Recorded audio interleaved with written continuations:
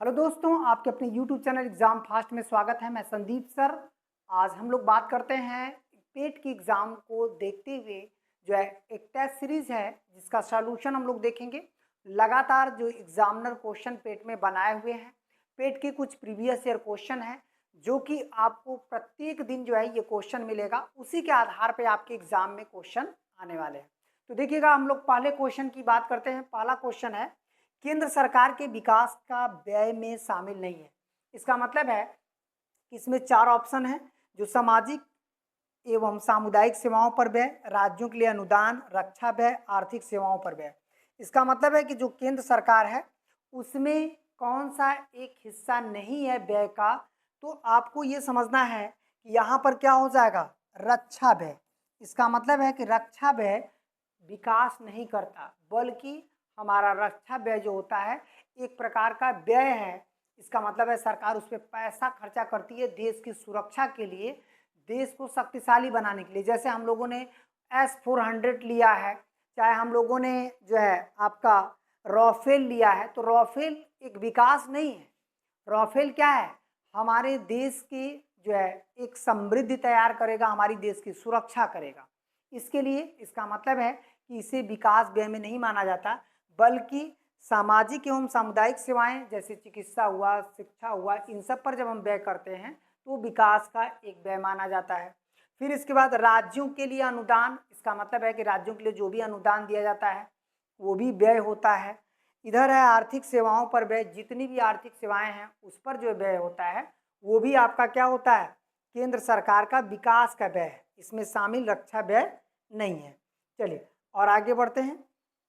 यहाँ पर हमारे शरीर में ऑक्सीजन का जो परिवहन एक प्रोटीन द्वारा होता है, जिसका नाम क्या है, मतलब कौन सा प्रोटीन हमारे शरीर में ऑक्सीजन का परिवहन करता है। कोलेजन है, मारियोलोबिन है, हीमोग्लोबिन है या कीरेटिन्स है।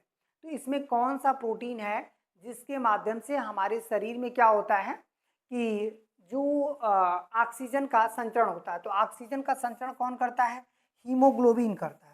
हीमोग्लोबिन नामक प्रोटीन जो है हमारे शरीर में ऑक्सीजन का संचरण करता है। ठीक है, चलिए और आगे बढ़ते हैं। अगला क्वेश्चन हो जाएगा आपका, लोकसभा चुनाव के लिए उम्मीदवार को जो है न्यूनतम आयु सीमा क्या होनी चाहिए। मतलब लोकसभा चुनाव यदि आप लड़ने जा रहे हो तो आपके लिए जो न्यूनतम आयु सीमा है वो कितनी होनी चाहिए। यहाँ पर 30 वर्ष, 25 वर्ष, 18 वर्ष या 20 वर्ष। तो इसका सही आंसर क्या हो जाएगा, तो यहाँ पर देखिएगा दे रहा है 30 वर्ष। तो 30 वर्ष राज्यसभा के चुनाव के लिए है। ये किस चुनाव के लिए है, राज्यसभा के। 25 वर्ष लोकसभा का चुनाव हो जाएगा, लोकसभा का चुनाव। 18 वर्ष मतदाता हो जाएगा, मतदाता जो होता है। और 20 वर्ष नहीं होता है बल्कि 21 वर्ष कहेंगे तो पंचायत चुनाव हो जाएगा, पंचायत चुनाव। ठीक है, और इसमें यदि हम लोग कहें कि राष्ट्रपति और उपराष्ट्रपति, राज्यपाल, राष्ट्रपति, उपराष्ट्रपति, उपराष्ट्रपति और आपका राज्यपाल, इन लोगों के लिए जो एज निर्धारित किया गया है वो कितना किया गया है, 35 वर्ष। इन लोगों का जो एज निर्धारित किया गया है 35 वर्ष निर्धारित किया गया है। तो इतना आपको ध्यान देना है। ठीक है, चलिए और आगे बढ़ते हैं। अगला क्वेश्चन बहुत ही महत्वपूर्ण क्वेश्चन है सभी। अगला क्वेश्चन हो जाएगा आपका, ये देखिएगा, चौथा नंबर क्वेश्चन। 16 अगस्त 1946 को प्रत्यक्ष कार्रवाई दिवस मनाया गया था। मतलब किसके द्वारा जो है प्रत्यक्ष कार्रवाई दिवस मनाया गया था, वो कौन सी हिंदू लीग द्वारा थी, मतलब हिंदू लीग पार्टी थी, या मुस्लिम लीग पार्टी थी, ईसाई लीग थी या सिख लीग थी। तो जो प्रत्यक्ष कार्रवाई दिवस मनाया गया था 1946 को, उसमें सांप्रदायिक दंगे हो गए थे, सांप्रदायिक दंगे। और सांप्रदायिक दंगे जो हुए थे वो सांप्रदायिक दंगे 1946 में शुरू हो गए। तो अब यहाँ पर हम लोगों को ये समझना है कि ये किस दल द्वारा ऐसा किया गया। तो ये हो जाएगा मुस्लिम लीग। मुस्लिम लीग जो है सांप्रदायिक दंगे किया।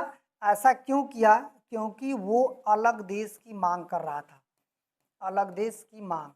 ठीक है, और अलग देश की मांग कर रहा था, लेकिन अचानक जो है अंतरिम सरकार का गठन हुआ, उसी पर इन्होंने क्या किया कि घोषणा कर दिया, जिसकी वजह से सांप्रदायिक दंगे हो गए। आखिरकार एक अलग राष्ट्र बन गया जिसे हम लोग पाकिस्तान कहते हैं। ठीक है, चलिए और आगे बढ़ते हैं। अगला क्वेश्चन हो जाएगा आपका, यहाँ पर देखिएगा चौरी चौरा की जो घटना हुई थी वो कब हुई थी? तो चौरी चौरा की जो घटना है वो हुआ था आपका, यहाँ पर ये जो ऑप्शन है वो सही नहीं है, सभी ऑप्शन गलत हैं। तो ये हो जाएगा 4 फरवरी 1922।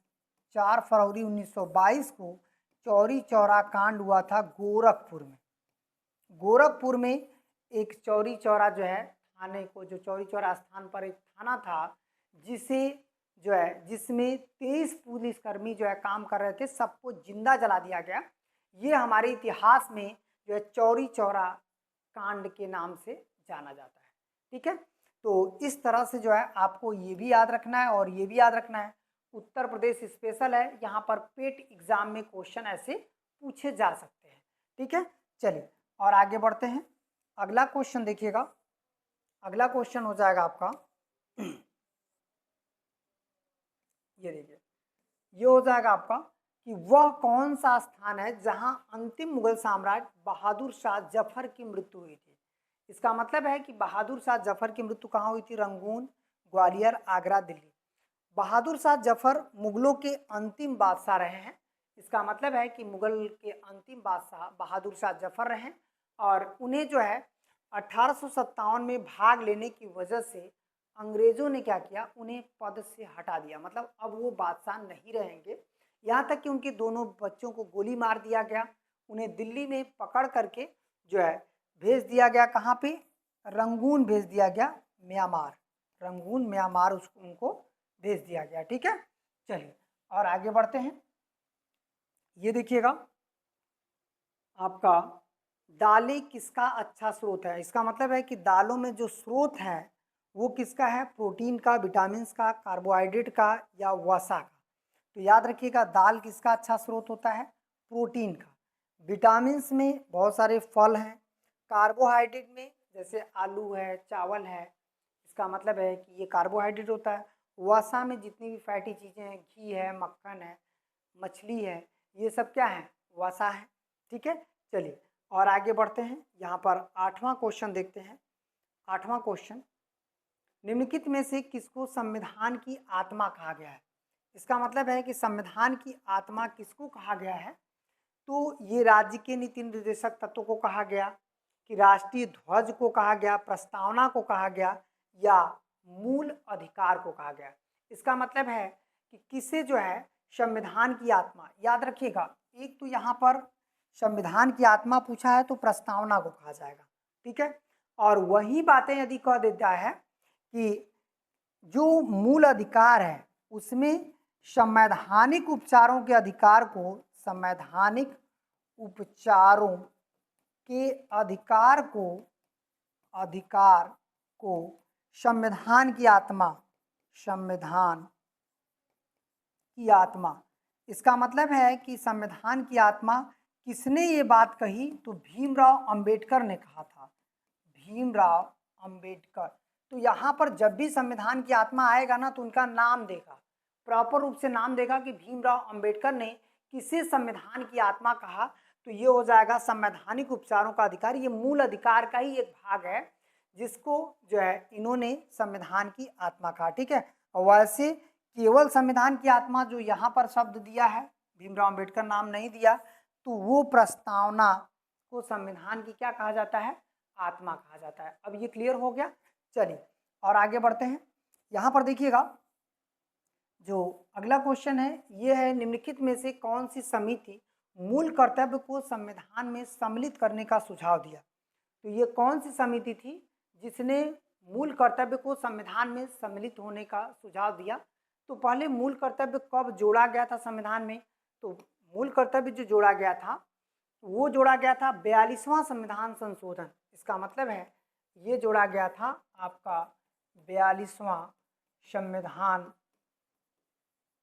संशोधन 1976।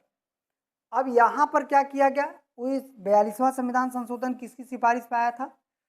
सरदार स्वर्ण सिंह समिति की सिफारिश पर 42वां संविधान संशोधन आया था 1976 में, ये संविधान संशोधन आया था, जिसके तहत मूल कर्तव्य जो है 10 मूल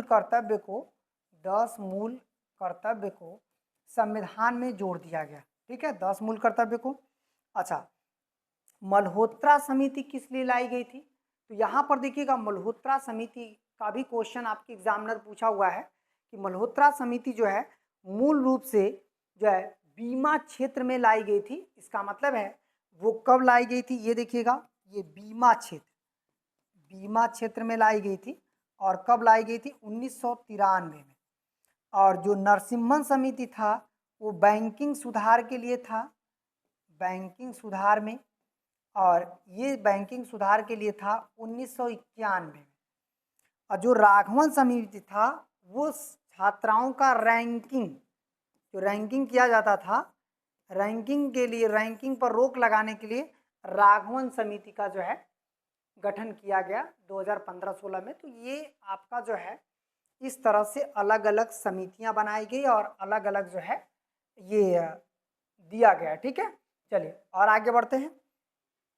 आपका अगला क्वेश्चन हो जाएगा, क्षेत्रफल की दृष्टि से उत्तर प्रदेश का कौन सा स्थान है? मतलब क्षेत्रफल की दृष्टि से उत्तर प्रदेश चौथे पर है, पांचवें पर है, दूसरे पर है या तीसरे पर है? तो उत्तर प्रदेश जो है क्षेत्रफल की दृष्टि से कौन सा स्थान पे है? तो यहाँ पर क्या हो जाएगा? चौथा स्थान। इसका मतलब है इससे बड़े जो है 3 राज्य हैं। कौन कौन से 3 राज्य हैं इससे बड़े उत्तर प्रदेश में जो क्षेत्रफल की दृष्टि से? इससे बड़े 3 राज्य आपका, सबसे बड़ा राजस्थान, ठीक है, फिर इसके बाद मध्य प्रदेश है, महाराष्ट्र है, तब जाकर चौथे पर उत्तर प्रदेश हो जाएगा। तो इसका मतलब ये हो गया कि उत्तर प्रदेश से 3 बड़े हैं। कौन कौन? मध्य प्रदेश बड़ा है, महाराष्ट्र बड़ा है और राजस्थान बड़ा है। ठीक है, तो ये सभी उत्तर प्रदेश से बड़े हैं। इसका मतलब है कि उत्तर प्रदेश इस दृष्टि से कौन सा स्थान रखता है? चौथा स्थान रखता है। तो चलिए आज 10 ही क्वेश्चन करते हैं, फिर इसके बाद अब प्रत्येक दिन आप लोगों को प्रैक्टिस इस तरह से मिलती रहेगी और बड़े संख्या में मिलती रहेगी। तो आज के लिए इतना ही, फिर मिलते हैं नेक्स्ट क्लास में। तब तक के लिए आप सभी लोगों को